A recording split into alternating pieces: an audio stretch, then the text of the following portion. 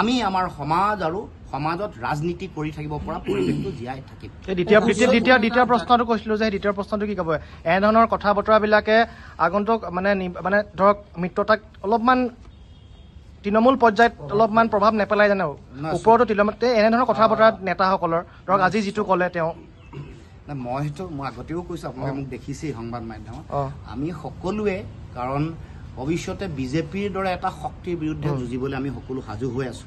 গতিকে আমি যিবোৰ কৌশলগত কথাত তাত আমি সংযত হৈ সংযমী হৈ মূল লক্ষ্য উপনীত হ'বৰ কাৰণে সকলোৱে কাম কৰিব লাগিব। এইটো আমাৰ দলীয় ব্যক্তিগত দায়িত্ব নহয়, এইটো এটা জাতীয় দায়িত্ব।